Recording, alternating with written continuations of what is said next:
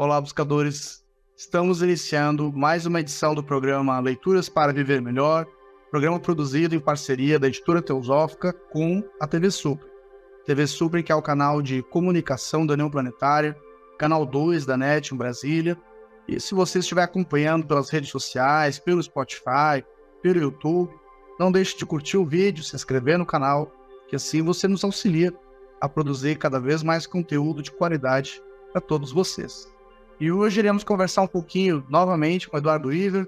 Seja mais uma vez muito bem-vindo, Eduardo. Olá, Charles, é sempre bom participar desses vídeos, desses programas sobre tanto a revista Sofia, que é editado pela Editora Teosófica, como pelos livros também da Editora Teosófica. E são sempre assuntos que tocam o nosso coração, que nós conversamos, né? Então vamos lá, vamos para mais essa jornada. Com certeza.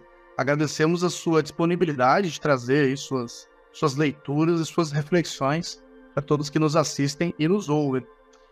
O Eduardo, ele é uma pessoa muito ativa aí no movimento teosófico e em outros movimentos também, Projeto Gaia.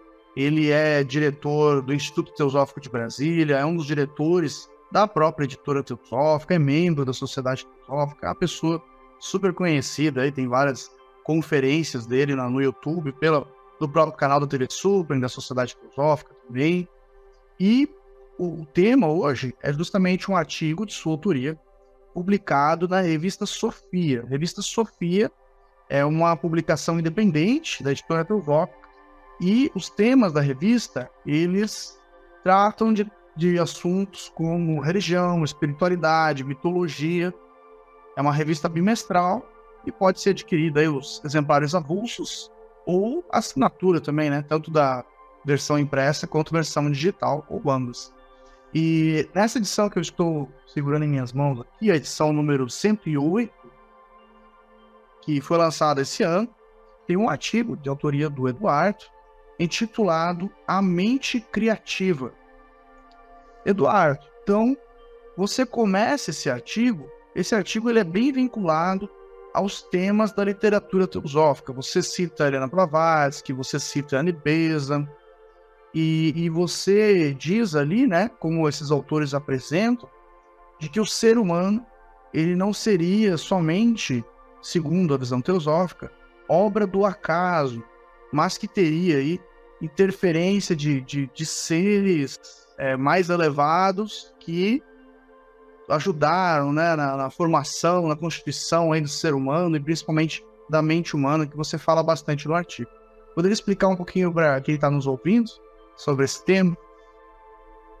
Quando se fala, por exemplo, da lei da evolução, nós geralmente, pelo menos no campo da ciência, nós consideramos a teoria de Darwin, né? O Darwin foi realmente quem difundiu a lei da evolução, só que a visão do Darwin era de que a evolução se daria por tentativa e erro e pela sobrevivência dos mais aptos. E Darwin certamente não tinha uma visão espiritualista em relação à natureza do ser humano. E quando nós lemos livros como A Doutrina Secreta, ou de Blavatsky, ou A Genealogia do Homem, de Annie Besant, nós percebemos que existe uma visão muito mais abrangente da evolução do que simplesmente a evolução darwiniana, que considera praticamente o aspecto biológico do nosso ser, o aspecto mais material do nosso ser. Então, do ponto de vista teosófico, a evolução é algo muito mais abrangente, porque envolve tanto a evolução da forma, que tem a ver com aquilo que o Darwin vinha tentando compreender e explicar, mas existe também uma evolução da consciência. E existe uma correlação entre a consciência e a forma. E a consciência é a nossa contraparte espiritual, é aquilo que dá significado à vida do ser humano. Mas a teosofia postula que existe ainda um terceiro elemento. Existe a nossa natureza inferior, que na teosofia chamamos de quaternário inferior, formado pelo pela nossa estrutura física, pelo aspecto vital chamado de duplo etérico, as nossas emoções. E, por outro lado, existe a nossa natureza espiritual que busca se conectar com a natureza mais corpórea. E, a partir dessa tentativa, que surge o terceiro elemento, que é a mente. Isso que é interessante, na visão teosófica, você não tem uma conexão direta do espírito com a matéria, vamos dizer assim. A mente, ela é considerada um presente dos deuses, né? Dentro dessa visão teosófica, que tem a ver também com o mito de Prometeus, com uma visão grega também, a mente nos foi doada pelos chamados pais divinos, a Blavatsky chama dos Pitris Agnivatas, aqueles Pitris solares que nos trouxeram esse princípio que permitia ao ser humano se tornar autoconsciente. E é a mente que faz a ligação entre o espírito e a matéria.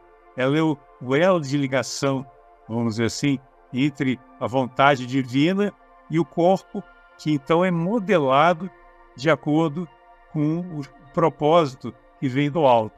Então, isso dá uma significação muito mais completa para a nossa existência e explica também por que a nossa mente oscila, né?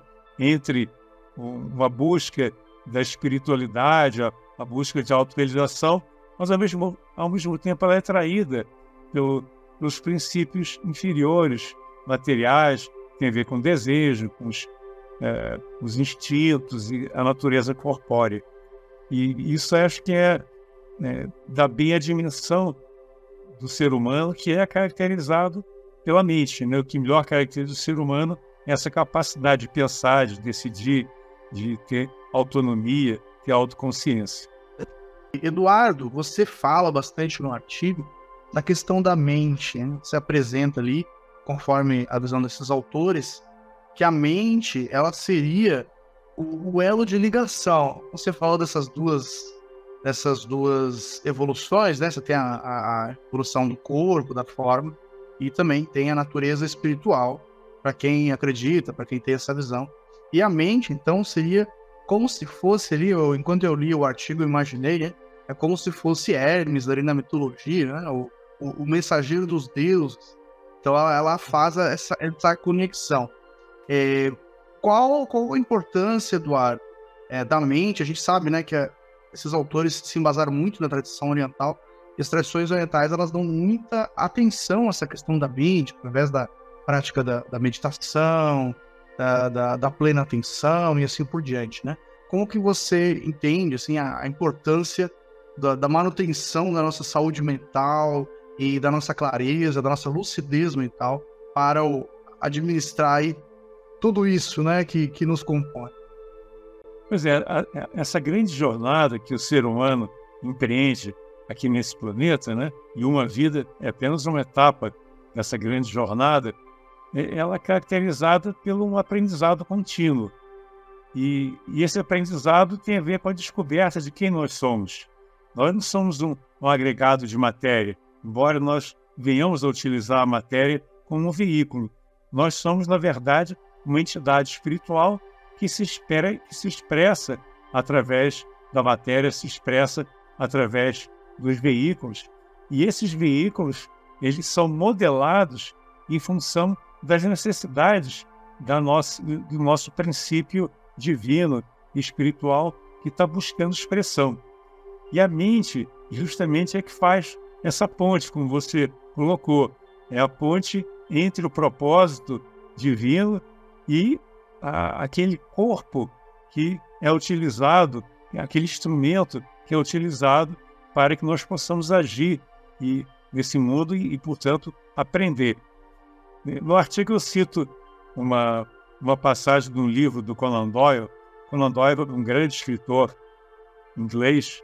Ele escreveu aquela série do Sherlock Holmes e muitos outros livros de ficção histórica. Mas ele escreveu sobre as fadas, sobre o vinho angélico e sobre os espíritos da natureza. E ele dá um exemplo que eu acho muito claro sobre a natureza da mente. Ele compara o seguinte: vocês imaginam um órgão, ou qualquer outro instrumento, vamos supor o órgão, né? Para que a música seja tocada, você precisa, ao mesmo tempo, da partitura, que é o aspecto da criação, vamos dizer assim, a concepção musical, você precisa do instrumento, que é o órgão, mas não basta você ter a criação, que está expressa na partitura, e o órgão. Se você não tiver o organista, o ser humano que vai trabalhar, né, o teclado, os pedais do órgão, você não vai ter a execução da música. Então, o homem, que é caracterizado pela mente, né, no caso do instrumentista, ele faz o elo entre o plano, a concepção que está na partitura, e o elemento que é o instrumento, né, que é aquele órgão, que é o instrumento que vai poder fazer com que a música seja tocada. Mas se não houver o organista, e um organista hábil, que conheça, que saiba ler a partitura e saiba tocar o seu instrumento, a música não vai sair ou vai sair muito distorcida. Então é muito bonito que o processo evolutivo tem a ver, é um trabalho dual. De um lado, você tem que afinar o seu instrumento, né?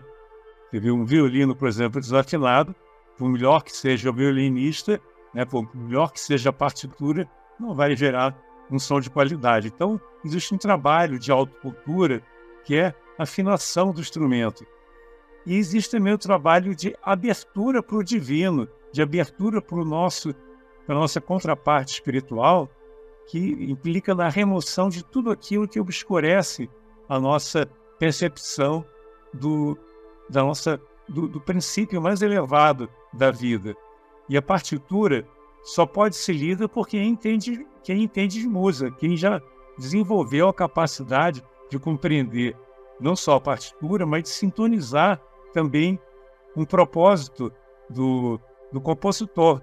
O compositor ele busca exprimir alguma coisa através da partitura, mas a música é muito mais do que aquilo que está na partitura. É um sentimento, a música é uma conexão também que você faz com algo de natureza superior e está além de qualquer símbolo, né? Então vocês veem a importância da mente como elemento que faz com que a criação divina possa ser manifestada, para que o instrumento possa ser executado com qualidade e a música possa se expressar, a beleza possa se expressar.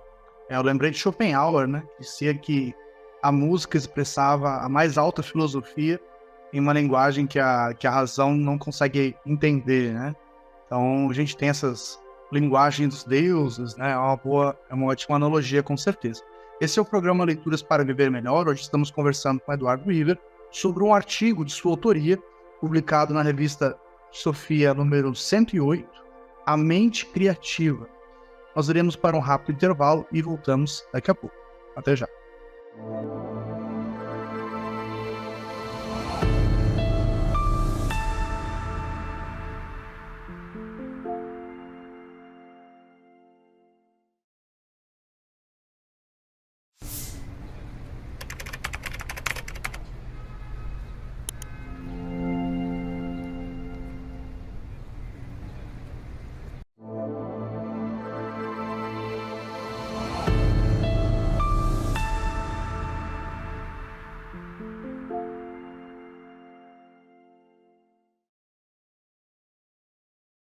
Estamos de volta com o programa Leituras para Viver Melhor.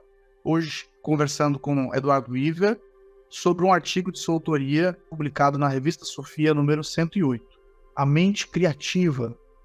Eduardo, nesse artigo, né, então, no primeiro bloco aí, você já falou sobre a questão, né, da nossa evolução espiritual, segundo autores como Helena Blavatsky, Anne Besant, e também falou da questão da mente, né, da importância aí que a mente seria o grande mensageiro da nossa natureza espiritual e a nossa natureza material, corpórea, física, né? E você fala também, no artigo, você cita outro autor, que é o Taine, um autor bem conhecido aí da literatura teosófica, editora teosófica, tem inclusive vários livros desse autor, E você cita um livro específico, né, que é o Autocultura à Luz do Ocultismo, e então você apresenta alguns cuidados que nós teríamos que ter com a questão da alimentação, cuidado com o nosso corpo, né, para que possamos aí nos tornar cada vez instrumentos ou veículos mais habilitados, mais bem habilitados para a manifestação dessa natureza divina presente em todos nós. Fala um pouquinho para nós, então, como que quem está nos assistindo pode, talvez, desenvolver uma disciplina, talvez uma rotina que favoreça essa melhor manifestação de sua natureza divina. Nós podemos dizer que o corpo é o templo do espírito. É através desse corpo que a nossa natureza superior, espiritual, pode se relacionar com o mundo. Então, o Taimini, que você mencionou, nesse livro Autocultura, a Luz do Ocultismo, ele dá um exemplo que você pode ter um instrumento de boa qualidade, mas se o pianista tiver com luvas de boxe, por exemplo, ele não vai conseguir tocar o piano. Pode ser um piano excelente, né? Um piano de alta qualidade, uma música maravilhosa com a partitura lá. Se ele estiver usando uma luva de boxe, ele não vai conseguir tocar. Por melhor que ele tenha assim como potencial, né? Pelo fato de conhecer a música, conhecer o piano, mas aquele instrumento, o instrumento, o seu corpo, está incapacitado de manipular o piano. Então, o processo de autocultura é um processo de purificação, de aperfeiçoamento dos nossos veículos, para que eles possam servir como uma expressão do divino de uma forma cada vez mais plena. Na Bíblia está escrito: sede perfeito, como perfeito é o vosso Pai no céu. Quer dizer, nós temos que nos aperfeiçoar, nos purificar, nos preparar para sermos um instrumento do divino. Então, fazendo um elo com aquela metáfora do Conan Doyle, né, do órgão, qualquer instrumento que seja musical, você, para poder tocar um instrumento com qualidade, o instrumento precisa estar afinado. Então, o processo de autocultura é que nem você está afinando o violino, afinando qualquer instrumento que seja, o violão, o piano. O instrumento tem que estar perfeitamente afinado para que aquela música que busca expressão seja tocada com qualidade, ou seja, o som que vai sair, que é a manifestação, seja da melhor qualidade possível. Então, toda a nossa personalidade compõe os veículos que nós precisamos trabalhar para que nós possamos cada vez melhor ser um instrumento adequado para a nossa natureza divina. Então, por exemplo, nós temos o corpo físico, né? Que é o que nós melhor conhecemos. O que você faz para aperfeiçoar, para tornar o corpo físico um pouco mais sutil? Você tem que dar uma boa alimentação, e nesse caso uma alimentação vegetariana, sem carne, sem álcool, uma alimentação mais pura, mais natural, certamente ajuda a você ter um corpo com células, com átomos e moléculas de melhor qualidade. Através da boa alimentação, você vai trocando a matéria mais grosseira por matéria mais sutil. Também o exercitar o corpo faz parte do processo, dormir no número de horas adequado, não estressar, desenvolver a flexibilidade. Para isso o yoga é muito bom. São um conjunto de cuidados que a gente não pode aqui detalhar muito, né? Depois tem a purificação emocional. É você trabalhar as suas emoções. Se você fica irritado, por exemplo, você tem que perceber a irritação e não tentar justificar ou tentar fugir do fato de você ter ficado irritado. Você olha para a irritação, percebe, aprende com ela e não vai repeti-la. Você não vai reagir sempre baseado em preconceitos, em visões estereotipadas e mecânicas que nós temos na nossa mente, na nossa memória. E a mesma coisa com os pensamentos. você tem que purificar os pensamentos, substituir pensamentos grosseiros, meramente sensuais, voltados para o ganho pessoal, por pensamentos altruístas, pensamentos elevados, pensamentos de compaixão, amor e assim por diante. Quanto mais você trabalha o físico, o emocional e o mental, mais a sua estrutura da personalidade, os seus veículos vão sendo afinados, vão sendo aperfeiçoados, sutilizados. E quanto mais trabalhados eles forem, mais eles serão capazes de responder a estímulos que vêm de um nível mais elevado. É uma questão de ressonância. Isso acho que é uma coisa muito interessante que a gente estuda na física, né, o fenômeno de ressonância. Para que um corpo responda ao estímulo, tem que haver uma compatibilidade vibratória. Você tem um transmissor e um receptor, por exemplo, né, uma onda de rádio. A onda do transmissor e do receptor tem que estar numa frequência compatível. Eles têm que estar em sintonia para que haja transmissão de informação, transmissão de conhecimento. Então, na medida que nós vamos elevando a vibração dos nossos corpos, nós somos capazes de responder a estímulos mais elevados. E, em última análise, nós vamos estar mais afinados com a nossa natureza espiritual. Ou seja, através da mente, nós vamos poder reproduzir no nosso corpo aquilo que o espírito divino busca expressar. É como se retirasse aquela luva de boxe e pudesse manipular o piano livremente com seus 10 dedos. Aí você não vai ter mais aquela limitação que você tinha pelo fato de estar usando um veículo mais grosseiro. Você sutilizou, você flexibilizou, você dotou o seu corpo de uma qualidade e de uma flexibilidade que você não tinha antes. Então isso permite que a mente utilize o corpo para desenvolver todo um trabalho nesse plano que está afinado com a nossa natureza espiritual. Eu lembrei de uma passagem das cartas dos Mahatmas, onde um dos mestres de Blavatsky, né, ele fala sobre a questão do Atma.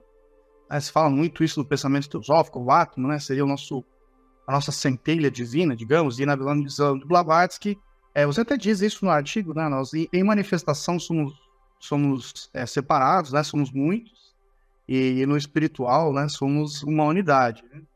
E Blavatsky diz, né, então esse Atma, na verdade, é o mesmo, né, para todos eles, somos, em essência, um ser, né, aspectos aparentemente fragmentados, né, ou visões fragmentadas de uma única consciência.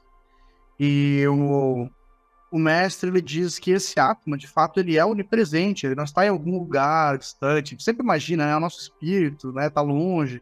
De fato, ele é onipresente, ele está em tudo, em todos os veículos, em todos os planos da consciência.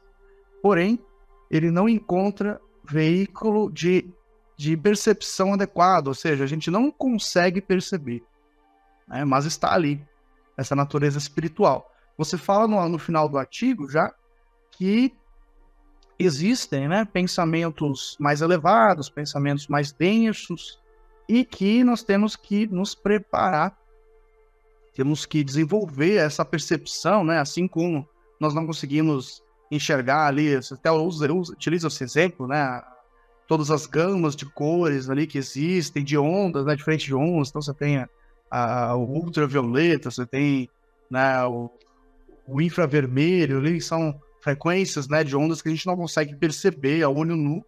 Da mesma maneira, a gente também não consegue perceber algumas frequências, alguns pensamentos, alguns sentimentos mais elevados. Para finalizar, com o que cada um pode cuidar para se tornar cada vez mais um veículo de percepção dessa natureza superior. Como você falou, a nossa natureza material, ela atua no campo da diversidade, né? Inclusive, a mente concreta, ela sempre trabalha no campo da dualidade. Ela conhece a luz comparando com a sombra, o bem comparando com o mal, né? Sempre é um campo em que existe essa separação. Eu estou do lado, você está do outro, né? É o meu interesse, o seu interesse. Então, no processo de autocultura, na medida que nós vamos nos sintonizando com os nossos princípios mais elevados, Atma e Budi, nós vamos começando a perceber que por trás dessa aparente diversidade existe uma unidade. Porque a realidade é a natureza espiritual. A nossa natureza mais profunda é a natureza espiritual. No entanto, nós não nos deixamos distrair por esse mundo de estímulos, esse mundo material que é muito sedutor, né? O mundo dos sentidos, o mundo dos prazeres, mas que não nos traz felicidade.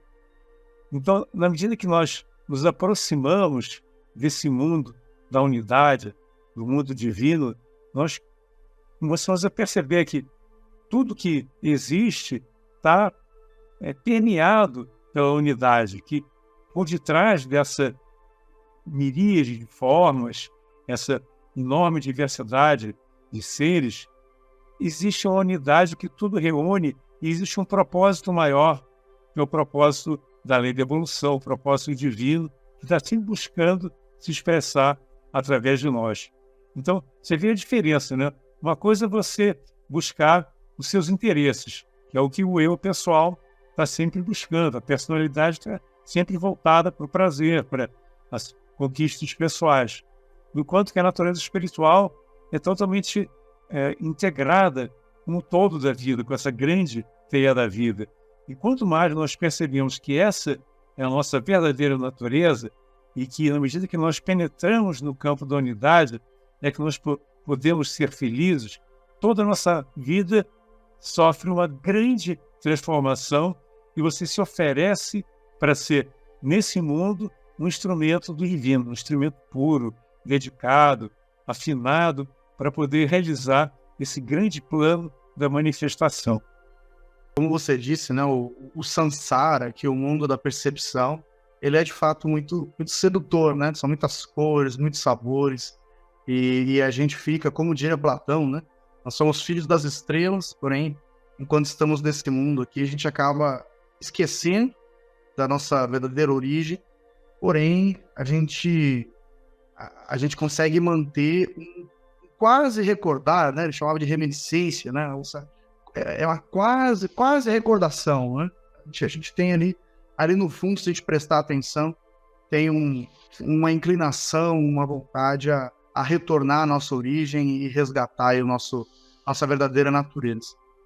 Eduardo, gratidão pela sua participação, parabéns pelo artigo. Tá certo. Até a próxima, então. Esse foi mais um episódio do programa Leituras para Viver Melhor. Hoje conversamos com Eduardo Weaver sobre um artigo de sua autoria publicado na Revista Sofia, número 108, A Mente Criativa. Nós vamos ficando por aqui e seguimos juntos nesse aprendizado. Só